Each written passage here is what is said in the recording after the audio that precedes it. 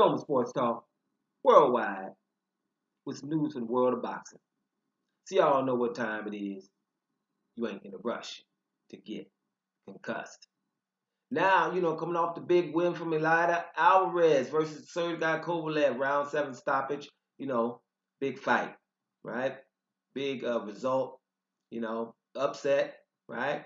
Because of the knockout. We talked about it. Now, I'm just going to say this.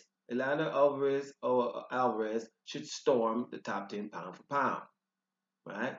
We got to get that storm in there. That's his little moniker. He should storm the top 10 pound for pound.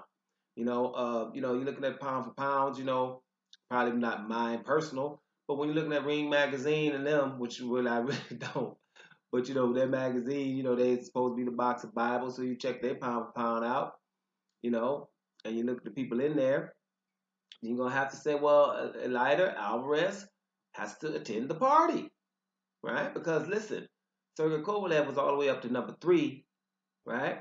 Until Andre Ward had to handle that, but he stayed after the first one was close. He stayed about 3 or 4, and then after even losing to Andre Ward the second time, he's back up at number 9 before this fight. So my logical, how I look at that is simple really. He's supposed to be replaced by the guy who beats him dramatically in good fashion, Eleider Alvarez. Right? Because you're looking at the people. Let's just go with number 1. What's number 1 Ring Magazine pound for pound? That would be Gennady Golovkin. He's number 5 on mine, but nobody cares. But Gennady Golovkin, right? So Gennady's fighting Alvarez, who's not the best middleweight, wasn't the best 154 pounder. Probably the most popular, we'll give him that. But in terms of boxing, really? So we're looking at May 5th behavior, right? You got 6 to 8 weeks outside, find out Canelo's dope, and you look for everybody that's not in your division. Lower division, not higher, lower divisions.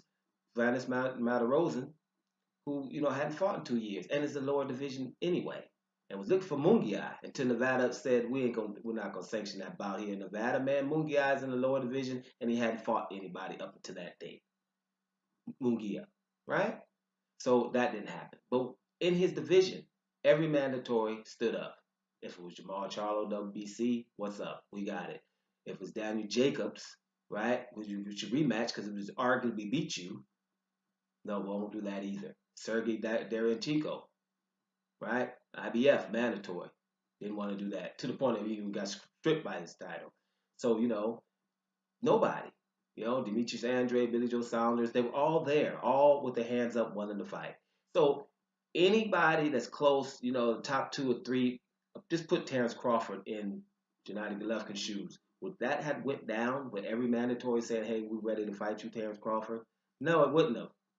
And we have proof because he's undisputed at 140 pounds. Undisputed, right? It's only him and Usyk running like that, rolling around, undisputed. But he's also went up trying to challenge himself in the next division and beating Jeff Horn in the higher division. So our number 1 pound for pound acting like that? No, because if you ask yourself a question, who is Gennady Golovkin's Sergey Kovalev? You know what I'm saying? When you go in there underdog, supposed to lose, right? And be the guy like Sergey Kovalev, who is still in the pound for pound list. And it's not, you can't say Kovalev is old, he's 35. Alvarez is 34. Right? It's the old man been waiting on his chance. So my point is he needs to go in there because Golovkin's Kovalev is probably much nobody. He's the best one. Jacobs was the best fighter. He barely won that. Right? So it's no Kovalev there for him, and he's not going up. Probably will now because the middleweight division is really tough. So he probably go up. It's easier than 168, especially if you're talking about the James Gales of the world. But I'm just saying he should not be number 1. Not anymore. Not right now. I still have him for respect reasons at number 5, but that's not it. Number 2 is Lomachenko. We can go with that, but he's number 4 on mine because Lomachenko just cannot be in front of Mike Garcia, in my opinion. Period. So wherever Mike Garcia is, Lomachenko has to be behind him. So that's why that wouldn't roll. And another thing too is Lomachenko has lost, right? Has lost to a guy with 13 losses. So we have to keep that in. It happened. So 13 losses.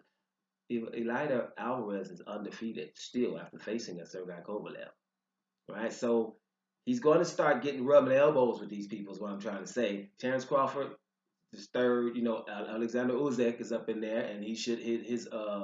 He's being undisputed cruiserweight champion. Needs to have him. People know that. So he's number 4 on that list. So you're looking at stuff like that, and you got to tell me straight up, Sergey Kovalev was the goods. He was the one regarded as one of the best in light heavyweight, if not the best, as with Andre Ward being gone.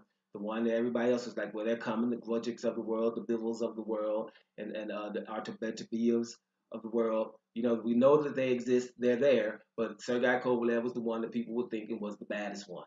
That's why Eleider Alvarez was an outsider here. So this is an upset. And to knock him out with so-called no punching power is even better than that. So, he's even did Andre Ward one better, the one round earlier, right? So you got to give him some kind of pound for pound love for sure, right? For sure. Because if we're going to have all these guys in the pound for pound list, we register these guys. We register Rungvisai. Rungvisai took Roman Gonzalez out of there, Chocolito, when they were trying to put him number 1. Boom. What? We want to see Rungvisai in the top 10 pound for pound because you had somebody number 1 that got beat twice by him. Good. He's up in there. Errol Spencer's up in there. You know what I mean? So Eleider Alvarez has to be the man in light heavyweight right now because he beat the man. And then the other guys come after him. Let's see if the pound for pound list registers this win instead of disparaging who Sergey Kovalev is all of a sudden. Because that's what you seem to try to do. And let me make one other point clear. Terrence Crawford, so how reluctant to put him in the number 1 pound for pound when he's definitely number 1 pound for pound reluctant. But remember, you guys didn't catch wind of this. I'm going to say it again. If Jeff Horn would have beat Terrence Crawford, they were about to put him number 1 pound for pound. I had seen it in an article or two. It was already whispers, right? But, Terrence Crawford beat him, and Jeff Horn's bigger than him, right? Coming off being undisputed at 140, and we're reluctant to put him at number 1 pound for pound. He's number 1 by far. And Eleider Alvarez should at least swap spaces with your boy Sergey Kovalev and let him peek in at number 9. Let's see what happens. Don't Sports Talk. Worldwide. Everybody, y'all.